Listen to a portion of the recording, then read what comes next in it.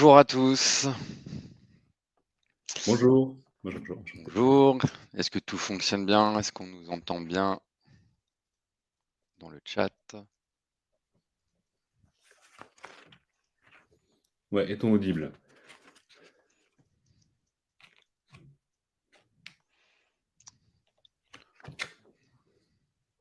Ah, c'est parfait. Bonjour à tous. Merci pour votre retour. Merci à tous d'être présents pour ce webinaire intitulé Refonte et sémantique. Et si vous pensiez Buyer Persona, arborescence et stratégie éditoriale. Ce webinaire est organisé par l'agence Tacti. On est une agence SEO, SEA depuis une dizaine d'années. Notre cœur de métier et expertise, c'est le SEO. Et nous avons aussi une agence spécialisée en refonte de sites, l'agence Churchill. En effet, lorsqu'on accompagne nos clients sur des sujets de refonte de sites internet, le SEO occupe une place très importante, d'où notre positionnement sur ce webinaire autour de la sémantique et la refonte d'un site web, car c'est des sujets qu'on côtoie tous les jours et on a pu définir certaines bonnes pratiques qui vont vous être présentées au cours de ce webinaire. Ici, vous avez les 4 pôles d'expertise, de l'agence, très brièvement, hein, SEO, SEA, inbound marketing et création, refonte de site web. Après cette brève présentation de l'agence, on va passer au pourquoi, vous êtes là aujourd'hui. Une rapide introduction de vos interlocuteurs avant tout, qui vont animer ce webinaire. Moi-même, Anthony Ladouce, directeur conseil chez Tacti depuis 1 an et demi. J'accompagne nos clients dans leur phase de réflexion sur les projets de refonte de site web, le tout orienté SEO. Et Jérémy.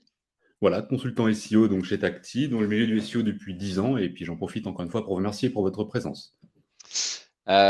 Si on passe du coup rapidement au sommaire de ce qu'on va voir aujourd'hui. Le but de ce webinaire, c'est vraiment de vous sensibiliser, vous faire prendre conscience de l'impact du SEO en amont d'une refonte d'un site web. Vouloir faire du SEO sur un site existant, c'est possible évidemment, mais c'est jamais le plus optimisé si un travail de réflexion autour des personas, et de votre cible, hein, finalement, et de ce qu'ils recherchent n'est pas réfléchi en amont. Le but, ça va être de vous expliquer pourquoi réfléchir comme ça, comment, et quelle est la méthode. Au cours des 30 prochaines minutes, on va partir du persona classique pour arriver au persona SEO afin de pouvoir répondre aux intentions qui se cachent derrière les recherches des internautes. Ce persona, cet internaute, ce futur client, finalement, il doit se sentir chez lui sur le site internet afin de trouver la bonne information qui est liée à son intention avec un effort cognitif minimal, ce qui nous amènera à la détermination de l'arborescence idéale et orientée SXO. Enfin, une fois que le client est sur nos pages, évidemment, il faut le garder sur la page, il faut l'inciter à l'action. C'est à ce moment précis que le contenu qui sera présent sur la page doit répondre à son intention de recherche primaire. C'est là que c'est ce qu'on va voir au cours de la stratégie édito. Enfin, n'hésitez pas à poser vos questions dans le chat. Il y aura une session de questions-réponses à la fin du webinaire. Et Jérémy va commencer par la base, à savoir les buyer persona. Tout à fait. Donc alors, toute stratégie marketing, je vous l'apprends peut-être, je l'apprends pas à tout le monde, mais toute stratégie marketing, dont le marketing digital, qui comporte le SEO, se base sur une cible. On ne peut pas définir une stratégie sans cible, on ne peut pas atteindre des objectifs sans délivrer le bon message à la bonne personne et au bon moment. Donc voilà, tout part du buyer persona. Donc le buyer persona, c'est un client semi-fictionnel, idéal, qui possède plusieurs caractéristiques. On a notamment des caractéristiques socio-démographiques, socio-professionnelles, des besoins, des freins, des motivations. On a là, si vous voulez, des critères qui nous permettent déjà de pouvoir avoir une approche du message qu'on va délivrer et de la manière dont on va le délivrer. Par contre, d'un point de vue SEO, il va nous manquer une donnée. C'est le comportement de recherche. Donc, du coup, ce buyer persona, on va lui ajouter, si vous voulez, une dimension. Pour passer au persona SEO, cette dimension, elle aura trait aux thématiques qu'il va le rechercher, au vocabulaire éventuellement qu'il va utiliser, et ce qui va nous permettre d'affiner notre connaissance pour pouvoir intégrer ce persona, ce buyer persona, au sein de la stratégie SEO. On a un troisième niveau de connaissance qu'on peut apporter. Là, on verra plus tard qu'on pourra l'utiliser notamment dans la stratégie de contenu. C'est ce qu'on appelle la carte d'empathie. La carte d'empathie, en fait, elle va aller un peu plus loin des premiers éléments qu'on a obtenus. Elle va rentrer un peu dans l'affect, dans l'émotionnel. Elle aura pour objectif, finalement, d'activer un déclencheur émotionnel. Elle est composée notamment de 6 variables. Ce qu'il voit, du coup, quel est son entourage pro, son entourage personnel, à quelles offres est-il confronté. Ce qu'il entend, donc du coup là on parle de qui l'influence, qui l'entoure, qui le conseille. Ce qu'il pense, donc son comportement en public. Et c'est là on va essayer de déterminer une différence entre son comportement en public et ce qu'il pense lui-même. Est-ce qu'il y a un écart? S'il y a un écart, nous on ne va pas parler de ce qu'il dit au public, mais à ce qu'il pense. Encore une fois, dans l'émotionnel. Ce qu'il pense et ce qu'il ressent, donc quelles sont ses principales préoccupations. ce qui l'émeut, ce qui l'inquiète, ce qu'il craint. Et donc là, on va définir les limites des risques qu'il est prêt à prendre. Du coup, ça peut être très intéressant de ne pas dépasser ces fameuses limites, mais en même temps de les connaître, parce qu'effectivement, elles peuvent être plus éloignées de ce qu'on a pu définir à travers notamment les freins du buyer persona. Ensuite, on a une dernière étape ce qu'il espère. Et là, finalement, on va essayer de comprendre ce qui sous-tend ses réels besoins, ses réelles motivations. Euh, Suite à ça, on a une connaissance plus affinée du buyer persona. On a créé une forme d'entonnoir où on a rajouté à nos connaissances initiales une connaissance SEO et une connaissance émotionnelle. On part sur l'audit sémantique. L'audit sémantique, c'est une analyse en fait de votre visibilité SEO à travers les mots-clés qui va permettre en fait de dégager vos forces, vos faiblesses et les opportunités de mots-clés que vous allez pouvoir viser. Elle est basée sur principalement 3 phases. La première phase, c'est une phase de récolte. Alors, on va récolter les mots-clés sur lesquels votre site est positionné. On va récolter les mots-clés sur lesquels vos concurrents web sont positionnés. J'attire votre attention sur le fait qu'un concurrent web n'est pas forcément un concurrent physique. On parle de concurrence web, c'est-à-dire tous les sites, en fait, même tous les sites qui vont venir concurrencer le vôtre sur des mots-clés, sur le moteur de recherche. Enfin, on part sur une base racine donc, qui va comporter des thématiques générales liées à votre domaine d'activité et ensuite à laquelle on va rajouter peut-être des thématiques qu'on aura découvertes à travers le persona SEO auxquelles vous ne pensiez pas. On va, du coup, dans cette première phase, récolter un certain nombre de mots-clés qu'on va appeler un bassin de mots-clés. On va retirer les mots-clés qui ne sont pas pertinents. Donc, on peut faire des tri rapides, les mots-clés qui parlent de vos concurrents, et ce type de mots-clés. Ensuite, une fois qu'on a une base de mots-clés pertinents, on passe à la deuxième phase très importante, on va qualifier les mots-clés et surtout déterminer les mots-clés qui peuvent rentrer dans votre stratégie. Parce que j'attire tout de suite votre attention sur une donnée importante. Plus vous choisirez de mots-clés, plus potentiellement vous devrez créer du contenu associé à ces mots-clés et plus ça va vous demander de moyens. Donc l'idée, c'est de choisir une base qui correspondra à vos moyens. Et ensuite, par le niveau de difficulté qu'on a ici, alors je vous montre Keyword Difficulty. Ça, c'est une note, un indicateur qui est délivré par un outil qui s'appelle SEMrush. Globalement, plus la note est élevée, plus il est difficile de se positionner. Donc chez Tacti, on a une note interne qu'on appelle le Quick Win. Elle va pondérer certains critères et à l'inverse du Keyword Difficulty, plus cette note sera élevée, plus il sera facile de se positionner. Donc là, j'attire votre attention sur une deuxième chose. La première, plus on choisit de mots-clés, plus il faudra des moyens pour créer les pages, etc. Et la deuxième, plus on choisit des mots-clés difficiles, plus il faut que dans votre stratégie, vous soyez capable d'absorber un temps de plus en plus long pour les mots-clés de plus en plus difficiles. Certains mots-clés, effectivement, on peut imaginer se positionner dessus, mais il faut savoir qu'il faudra peut-être 1 an. Est-ce que vous êtes capable d'attendre 1 an? C'est la question. Donc voilà, les moyens, l'attente, donc court terme, moyen terme, long terme, vont définir au final une liste finale de mots-clés, donc qui sera du coup adaptée à vos moyens et à votre attente. J'attire votre attention sur 2 notions liées aux mots-clés. La première, c'est le type de mots-clés. On a 3 types de mots-clés globalement. On a un mot-clé générique de courte traîne, composé généralement de 2 mots-clés maximum. Il faut savoir que ce mot-clé représente en règle générale moins de 20% du trafic. C'est un mot-clé qui a un volume de recherche important. Donc on est toujours tenté d'aller vers les mots-clés de ce type parce qu'on va avoir énormément de volume. Pour autant, il est très concurrentiel, très souvent, ce mot-clé. Donc ça veut dire qu'on va, si on y arrive, on va devoir attendre un certain temps. Et ensuite, il a un taux de conversion très faible. Donc finalement, ce mot-clé, il est réservé à certains sites qui ont une certaine puissance et à une certaine stratégie. Parce qu'on peut imaginer une stratégie de notoriété, par exemple, parce que ces mots-clés n'ont pas vocation à transformer. Deuxième type de mot-clé, c'est le mot-clé de corps. Le mot-clé de corps, 2 à 3 mots. L'intention est un peu mieux comprise, puisqu'effectivement, l'internaute, à travers de plus en plus de mots, va exprimer son attente de plus en plus précisément. C'est un mot-clé intermédiaire, un peu plus accessible, qui prend en compte, qui vous amène un peu moins de 12% de trafic. C'est un mot-clé intéressant. Mais vraiment, les mots-clés très intéressants sont les mots-clés dits de longue traîne, donc les mots-clés composés de 4 mots et plus. Là, on a une vision précise de ce qu'attend l'utilisateur. On est sur 70% du trafic en moyenne de votre canal SEO. On est sur un taux de transformation plus important. Ce sont des mots-clés qui ont une vraie valeur et on peut les sous-estimer pour une raison, c'est qu'ils ont un volume de recherche souvent plus faible. Alors, pour autant, le volume de recherche est plus faible, même si la conversion est 10 fois supérieure. Voilà, posez-vous la question, le volume de recherche n'est pas toujours l'indicateur qu'il faut regarder quand vous choisissez un mot-clé. Deuxième notion sur laquelle j'attire votre attention, et elle est fondamentale, c'est l'intention de recherche. Pour comprendre l'intention de recherche, et avant que j'évoque les différentes intentions, il faut comprendre que tout est rattaché à ce qu'on appelle au tunnel de conversion. Le tunnel de conversion, ce sont les différentes phases qui amènent l'utilisateur à prendre conscience du produit, mais pas du tout dans une démarche d'achat. Donc, on va avoir des questions qui vont tourner autour du produit. Ce qu'on peut déterminer, c'est que s'il pose une question sur le produit, globalement, il s'intéresse au produit.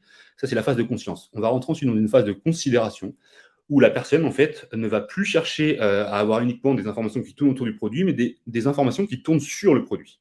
Donc, voilà, je laisserai Anthony commenter par des exemples précis. Phase de considération. Troisième phase, phase de décision. Là, il est sur le point d'acheter. Considérez que cette phase-là, c'est une phase décisive. L'acte d'achat peut intervenir dans la journée, dans les 2 jours, dans les 3 jours, dans la semaine. Par contre, une erreur à ne pas commettre, c'est uniquement se focaliser sur les intentions. Enfin, je vous expliquerai après les intentions, sur la phase de décision. L'objectif, c'est d'être présent sur chacune de ces phases. Parce que si vous n'étiez présent que sur la phase de décision, vous perdriez en fait un bassin de prospects potentiels en phase de conscience et en phase de considération, les 2 premières phases. Et où il reste les clients chez le concurrent. Et du coup, si le concurrent a bien pensé son arborescence, a bien pensé sa stratégie, finalement, en captant l'utilisateur en phase intentionnelle, l'utilisateur n'ira jamais chez vous en phase transactionnelle. Donc, il faut pouvoir le capter à chacune des étapes. C'est très, très important. C'est pour ça que quand on fait l'audit de mots-clés, on va regarder l'intention et on va essayer de vérifier en fait qu'on répond à chacune de ces étapes et qu'on ne se focalise pas davantage sur, imaginons, l'étape intermédiaire, puisque du coup, vous seriez un formidable tremplin pour vos concurrents si vous n'étiez pas présent sur la phase finale dite transactionnelle. Donc voilà, à chacune de ces phases correspond une intention de recherche, parce que chaque requête, en fait, a globalement une intention primaire qui se cache sur Google. On a l'intention informationnelle, donc là, ça correspond à la phase de conscience. Donc l'intention informationnelle, comme je vous le disais, cette intention, elle est liée au produit sans être déterminante dans une volonté d'acheter. Très importante aussi, généralement on a un bassin très important, ça nous permet de capter beaucoup de prospects qui ne seront pas encore matures, mais voilà, qui existent et qui seront potentiellement de futurs acheteurs. La deuxième phase, donc la phase de considération, elle va impliquer des intentions commerciales. Encore une fois, on va avoir des mots-clés qui vont concerner le produit plus précisément, mais qui ne démontreront pas en tout cas une volonté d'acheter. La troisième phase, du coup, phase de décision, on est sur des intentions transactionnelles. Effectivement, c'est les mots-clés qu'on adore, qu'on choisit en premier. Et parfois, on oublie les différentes phases qui le précèdent. Cette phase-là, l'achat est exprimé clairement, il peut intervenir très vite. Donc voilà, on va avoir un contenu qui devra être travaillé pour la transaction, vraiment travaillé pour que la décision de l'internaute, qui est immédiate et en tout cas imminente, soit la mieux travaillée, la mieux optimisée. On a ensuite ce qu'on appelle les intentions navigationnelles. Donc là, l'internaute a la volonté de se rendre sur votre site, clairement. Alors, il faut savoir une chose. Donc cette intention navigationnelle, déjà en termes de positionnement, vous êtes souvent en première position. Clairement, c'est normal, c'est légitime. Si je veux me rendre sur votre site, c'est normal que vous soyez mis en avant. Par contre, cette intention navigationnelle, on peut la travailler grâce à la popularité. Et cette popularité, on va l'obtenir en partie, en tout cas juste d'un point de vue SEO, je ne parle pas des autres canaux d'acquisition et des médias qu'on pourrait utiliser, grâce aux 2 premières phases. Parce qu'elles vont drainer énormément, si vous voulez, de visiteurs. Et ces visiteurs auront, si vous captez bien le bon internaute au bon moment avec le bon message, même en phase de conscience, il aura éventuellement tendance à revenir sur votre site via une requête comportant son nom. Donc voilà, donc ça c'est la 4e intention. Et c'est justement là où peut Excuse-moi. rentrer en compte justement la notion de persona. C'est-à-dire que on n'utilise pas les mêmes produits pour nettoyer des chaussures en daim ou des sneakers, c'est encore moins des escarpins. Donc, tout en sachant qu'une personne qui recherche un nettoyant pour les escarpins, elle a de grandes chances de correspondre à notre persona féminin. Et par exemple, on pourrait également cibler comment nettoyer mes chaussures, mais si on réfléchit à notre persona SEO, cible, on va plutôt s'orienter sur comment nettoyer mes escarpins. Et si on va encore plus loin, comment nettoyer mes escarpins en daim, afin vraiment de rentrer dans le parcours d'achat finalement de notre persona et de se mettre dans sa tête, dans les intentions finalement qu'il va rechercher. Euh, Au niveau du timing, Jérémy, on est largement dans les temps et on va passer rapidement sur justement l'audit de contenu. Ouais. Donc du coup, là, on a défini une stratégie de mots-clés avec les différents critères que je viens d'évoquer. L'idée, c'est de faire une repasse sur le contenu existant, de l'associer à l'audit sémantique et de pouvoir déterminer du coup les pages qui seront à conserver, puisqu'elles répondent à un objectif de mots-clés, donc à votre stratégie SEO à venir, parce qu'on parle de refonte.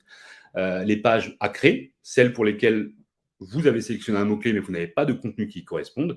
Les pages à fusionner rapidement, la cannibalisation. 2 pages, je résume, 2 pages répondant à un même mot-clé.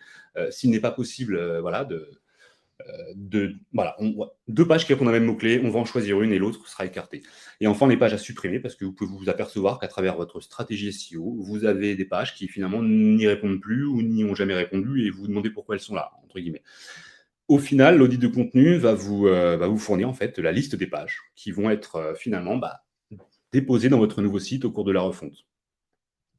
Donc voilà, on a donc une stratégie SEO pensée, pertinente et réaliste. Je tiens à dire réaliste, puisqu'au final, Voilà, elle sera en accord avec vos moyens, et elle sera en accord avec le temps que vous pouvez accorder à vos résultats. On a donc défini grâce à l'audit sémantique les pages que vous allez conserver, les pages que vous allez créer. On a donc l'ensemble des pages qui vont concerner l'arborescence. Cette arborescence, avant de vous montrer les 3 modèles de maillage, on en a sélectionné 3, je tiens voilà, à mettre en avant 2 notions qui me semblent importantes. La première, c'est la profondeur de clic. Donc, il est courant, il est connu, et, voilà, et ça se justifie dans nombre de cas, cette fameuse règle de 3 clics, qui stipule tout contenu, en fait, à partir duquel votre internaute arrive, en fait, doit pouvoir proposer l'ensemble de vos pages à moins de 3 clics ou à 3 clics maximum. Alors, ça, c'est vrai, et ça a des avantages d'un point de vue UX, d'un point de vue SEO, clairement. Par contre, ça a une limite pour les sites à forte volumétrie de pages. Parce qu'au final, surtout en version mobile, si vous vous obligez, alors il y a des petites astuces qu'on peut trouver après, mais partez de l'idée que si vous vous obligez à proposer trop de liens pour respecter cette règle, vous pouvez activer un effort cognitif, c'est-à-dire que l'utilisateur sera sur son mobile, par exemple, va avoir trop de liens, et cet effet-là va créer un effort en fait mental qui va le faire quitter votre site. Donc attention, effectivement, à ne pas proposer trop de choix sur chacune de vos pages. Une deuxième notion qui est alors clairement SEO, mais qui a des impacts aussi liés aux intentions et du coup aux personas. Alors, un lien qui, d'une page A vers une page B, va créer ce qu'on appelle un glissement sémantique si la page A a une logique sémantique avec la page B.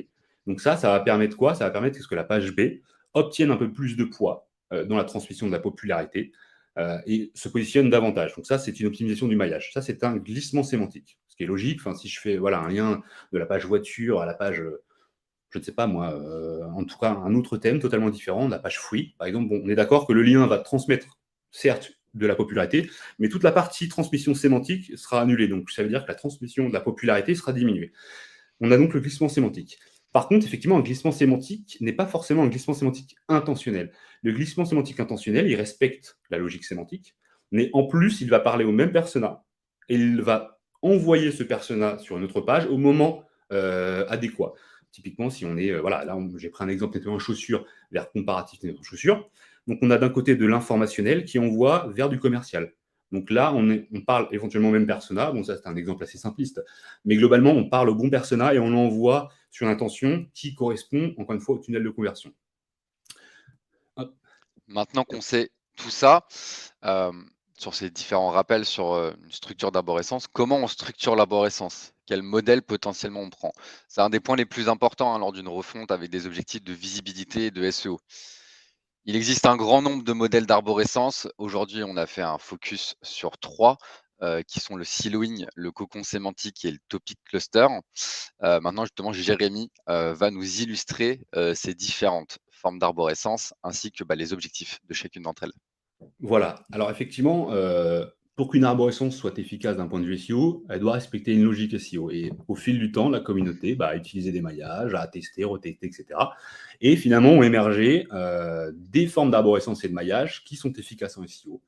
Ils ont tous en fait été pensés pour que la transmission, cette fameuse transmission de popularité, se diffuse convenablement selon certaines logiques, parce que on peut utiliser des modèles selon une typologie de besoin, selon une typologie de site. Le siloing, c'est l'un de ces 3 modèles qu'on vous présente aujourd'hui. Alors, il est très courant, très utilisé, très ancien, toujours fonctionnel. On a du coup ce qu'on appelle des silos. Un silo, là, on a page mère, page mère. Donc, en fait, ce sont finalement des catégories qui sont isolées. Isolées dans le sens où les pages filles de chaque catégorie ne se rejoignent jamais. Donc, quelque part, on a une démarcation ici entre les 2 catégories qu'on appelle 2 silos. La logique du siloing est basée sur finalement la thématique.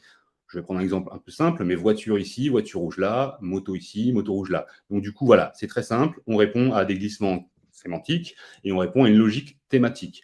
La répartition de la popularité est intéressante, elle est bien diffusée à travers chaque silo. Et globalement, ce modèle répond à peu près à l'ensemble des sites. Le cocon sémantique, je cite Laurent Broglie, quand même, qui est l'initiateur de ce modèle. Alors, je ne vais pas rentrer dans la question du maillage, qui est particulier et qui demanderait un peu plus de temps. Par contre, il faut bien comprendre la logique. Le cocon sémantique, il est basé sur un persona. Donc, on va parler à une personne. Et en fait, les pages qui vont découler seront liées aux besoins et aux attentes de ce persona. On n'est plus, à l'inverse du siloing, sur une démarche où on ne parle pas forcément un persona précisément, où on va trier par thématique. On n'est pas dans le besoin, on est vraiment dans la logique sémantique, si vous voulez. Là, on va être dans le besoin. Là, on va répondre à un internaute, enfin un persona, excusez-moi, à travers les différentes questions que ce persona peut se poser pour répondre à ses besoins. Le cocon sémantique a un avantage, donc il y a deux versions, mais la version tête de cocon sémantique, ça veut dire quoi?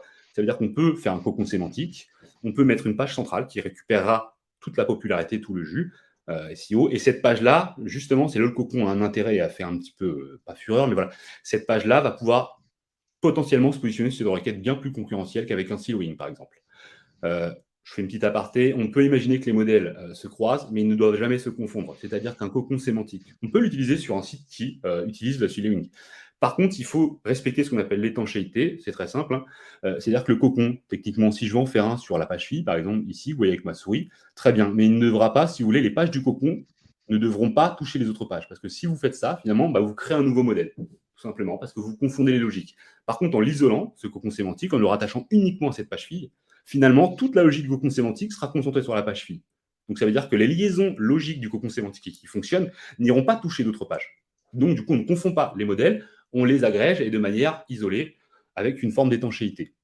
Donc le troisième type modèle, de maillage, c'est ce qu'on appelle le topic cluster.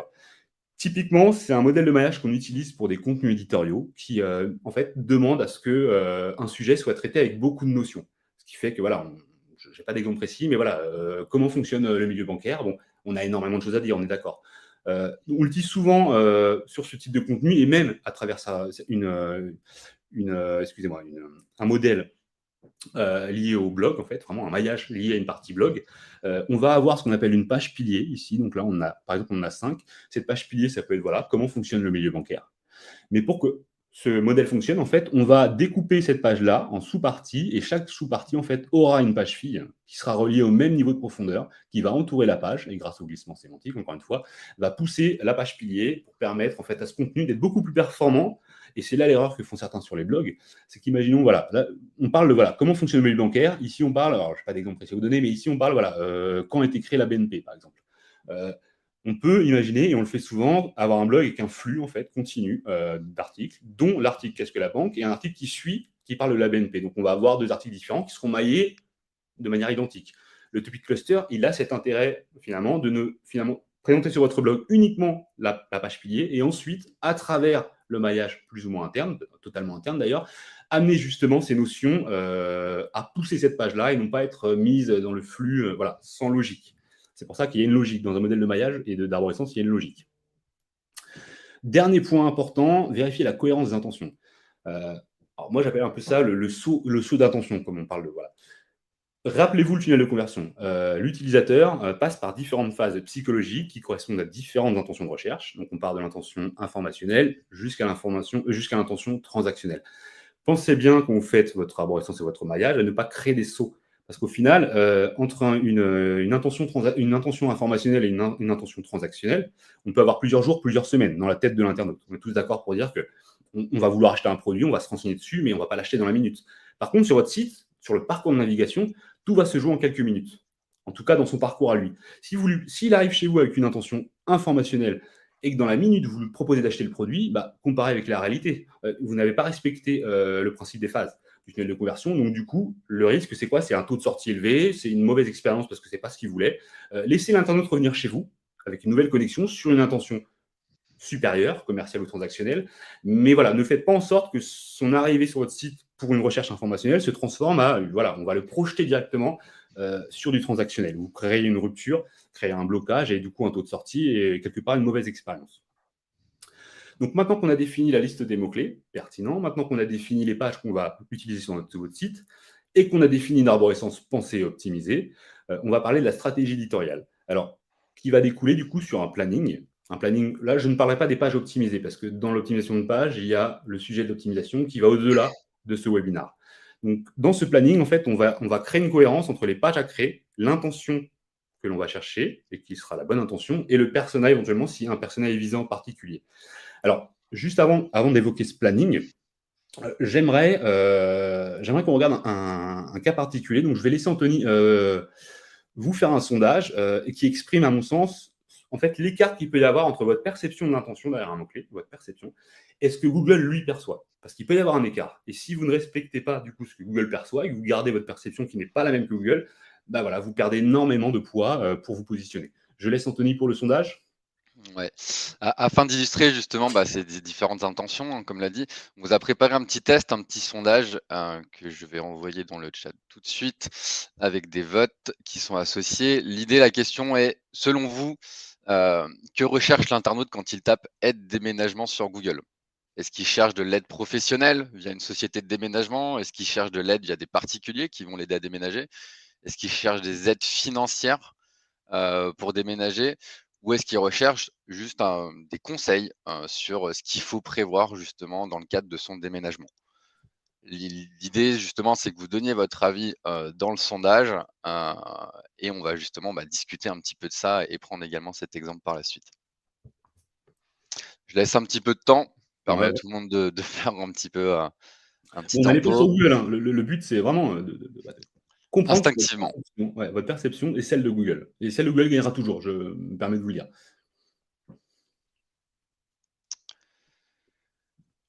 Allez, je vous invite à aller voter, hein. Je vois les nombres de votes, n'hésitez pas.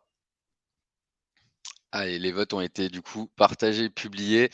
Grosso modo, aujourd'hui, vous êtes à peu près, on va dire, 40 à penser que c'est de l'aide professionnelle pour une société de déménagement, 40 aussi sur un guide, sur ce qu'il faut prévoir, dans le cadre de son déménagement. Heu, 18 sur chercher de l'aide via des particuliers et seulement 9 sur l'aide financière. Eh ben, merci à Jérémy, je te vous. laisse les Merci à vous parce qu'effectivement, là, on a votre perception qui est très intéressante et du coup, il y a 4 options et finalement la dernière option, celle qui était le moins choisie, c'est l'option qu'a choisi Google. Vous voyez? Alors, donc là, on prend aide déménagement, 4 400 recherches par mois. On regarde la SERP parce qu'il faut étudier. Voilà, je fais une petite aparté, on a des outils qui nous remontent cette information, c'est-à-dire l'intention liée aux mots-clés, mais la vérité se trouve toujours sur la SERP. Au moindre doute sur les mots-clés les plus stratégiques, les plus concurrentiels, ceux qui ont du mal à se positionner, la vérité se trouve sur la SERP, sur la page de juste résultats Google. et Donc juste une précision sur pardon. la SERP pour que tout le monde ait bien, ça. Ce qu'on appelle la SERP, c'est les 10 premiers résultats de la première page de Google. Les 10 premiers résultats, c'est ce qu'on va appeler la SERP. On va pas mal réutiliser, ce mot dans ce qui suit, donc pour que tout le monde ait les mêmes, éléments en tête. Je te Voilà, fais donc le là, on est sur Google, on a tapé aide déménagement, voilà ce qu'il en ressort. Déjà une position zéro. Une position zéro, ce n'est pas une première position, c'est une position qui est au-dessus et qui a vocation à apporter directement l'information au sein de cette page. Donc déjà, on a un indice sur l'intention de recherche. C'est-à-dire que si Google me donne l'information et ne m'envoie pas ailleurs, c'est qu'il considère que je ne vais pas acheter déjà. Parce qu'il m'enverrait sinon avec du Google Shopping, il m'enverrait avec le site transactionnel, voilà. Donc là, déjà, il me délivre l'information et il est presque en train de me dire, bon, éventuellement, tu as trouvé ton information, tu peux partir.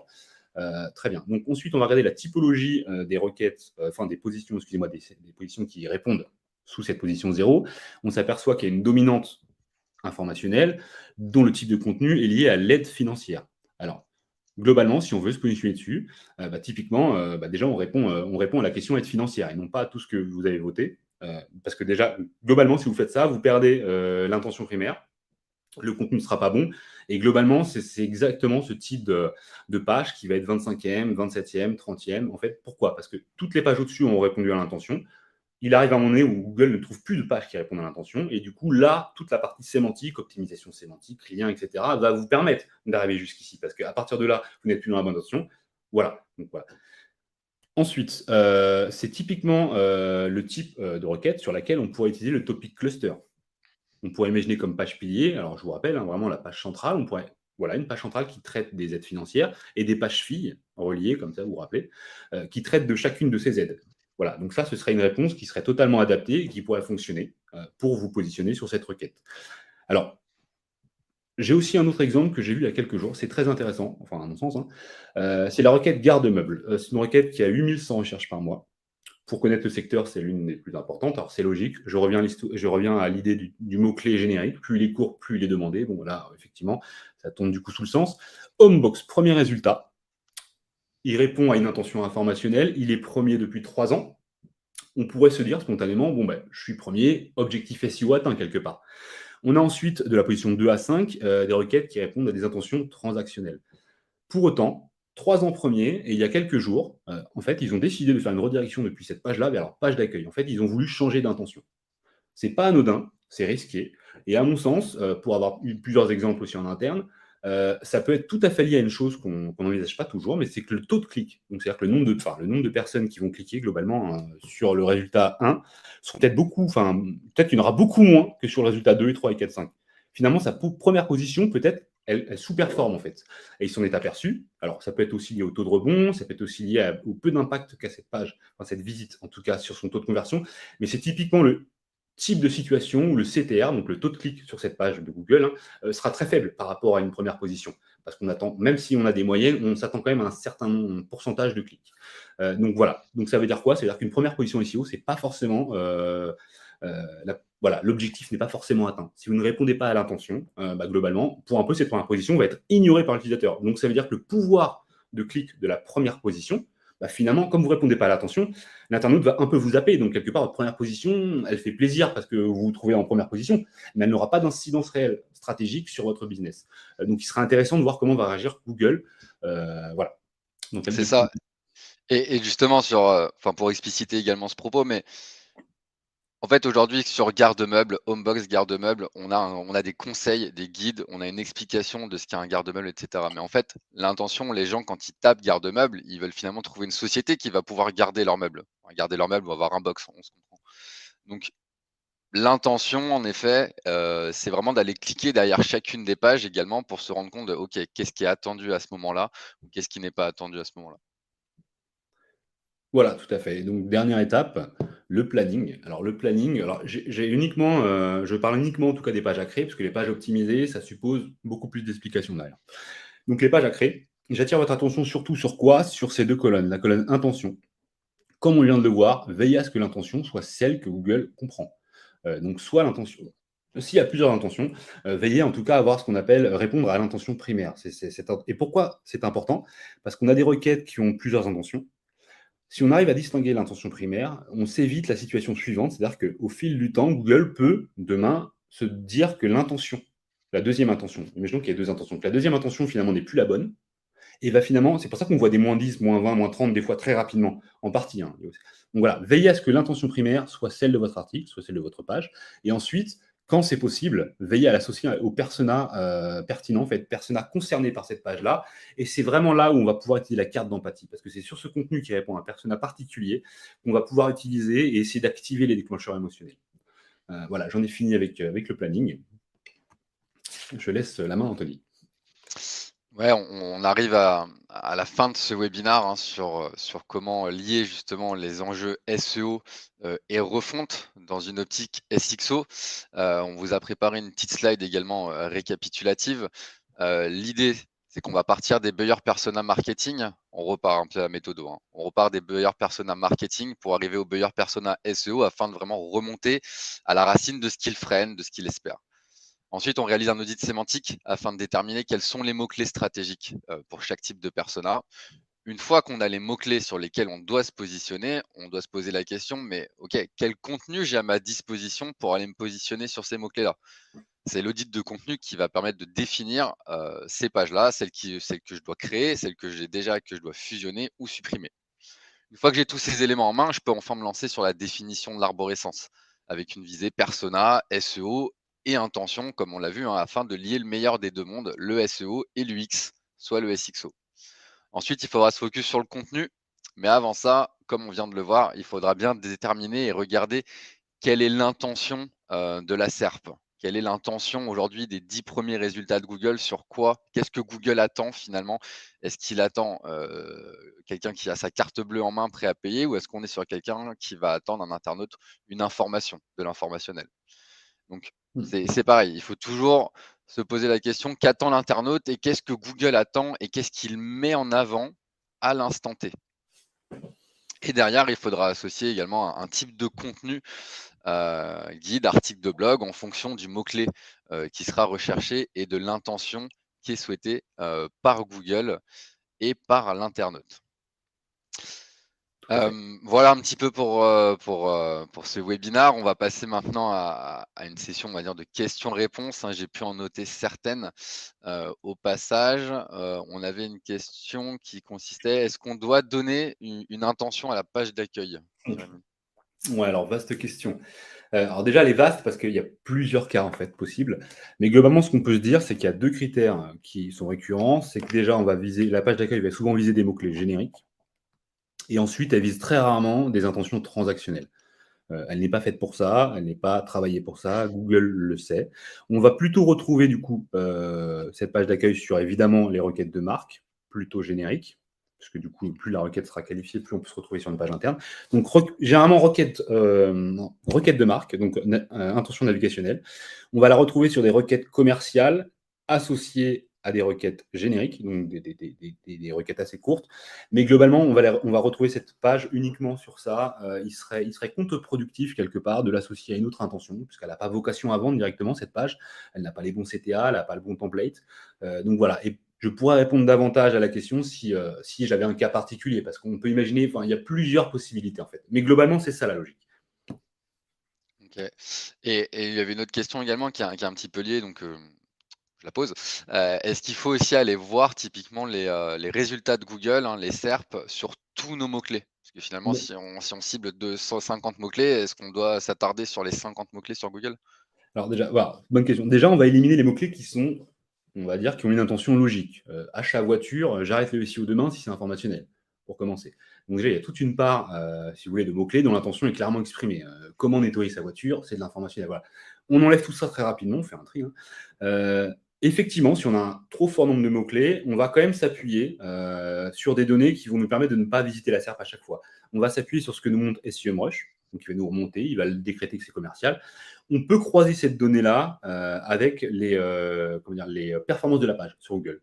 Si on s'aperçoit qu'on est sur... Voilà, on va trier ensuite les performances de la page, les pages qui sous-performent au SEO malgré leur position, parce qu'on pour chaque position, on peut s'attendre à un taux de clic en fait. Si on voit qu'on a un taux de clic qui n'a rien à voir avec ce qu'on devrait attendre, ceux-là, on va aller effectivement, s'ils sont stratégiques, hein, on peut prioriser la recherche, mais la vérité, c'est que la réponse se trouve sur la SERP.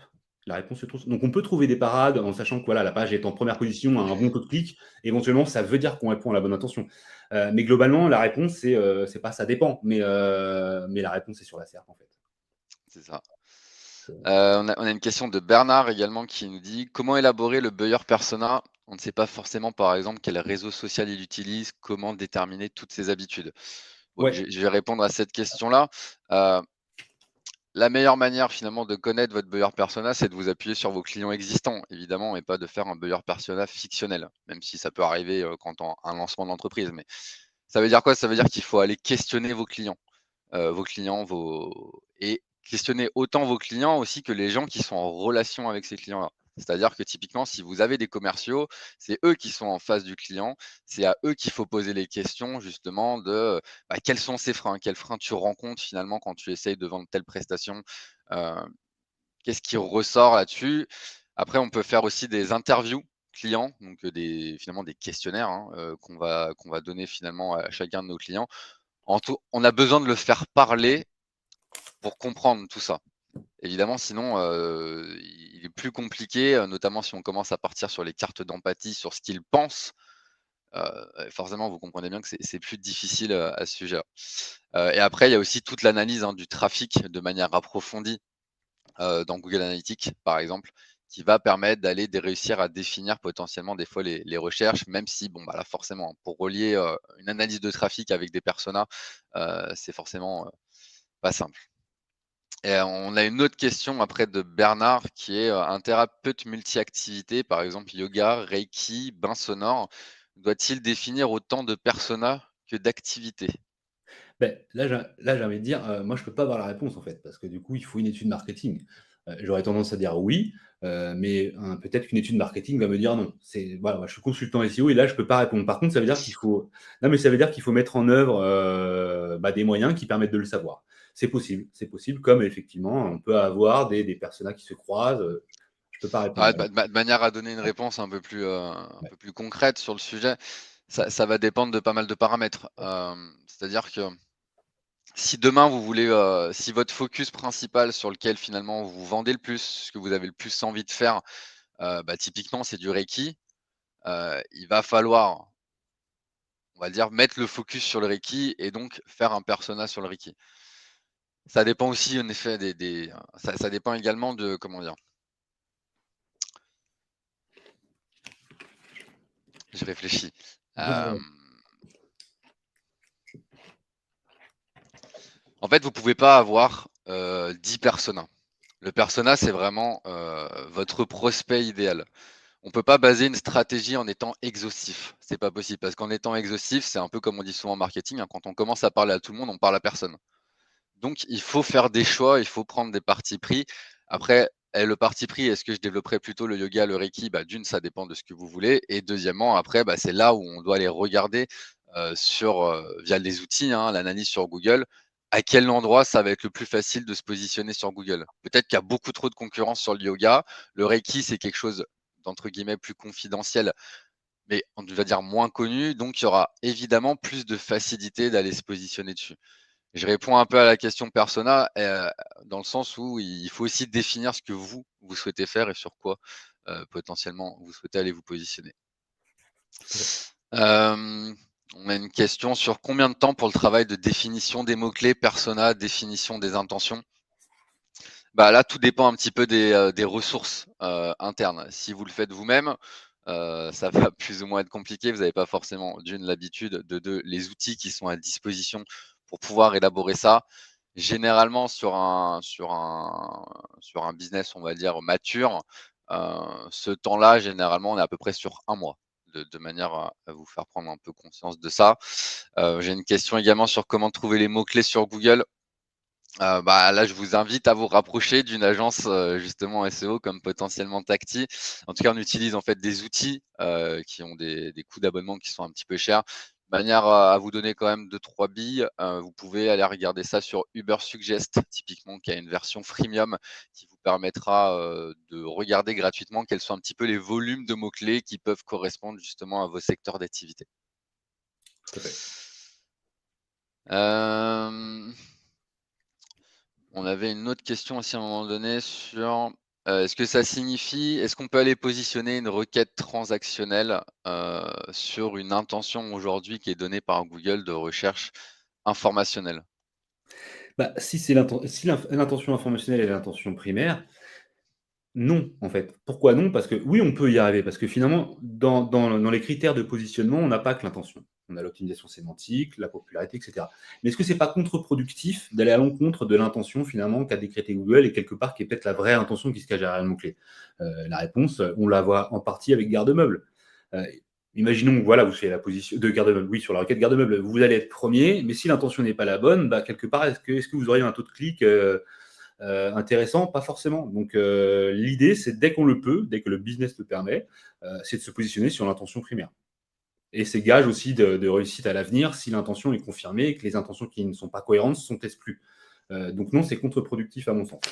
OK, En règle générale, sauf cas particulier toujours. ça marche. Je vais prendre une dernière question. Finalement, c'est la même que Philippe et donc du coup, ça va bien l'intéresser par rapport à ce qu'on a déjà évoqué juste avant. Au niveau du coût, justement sur ce travail un petit peu de définition de mots-clés, des intentions.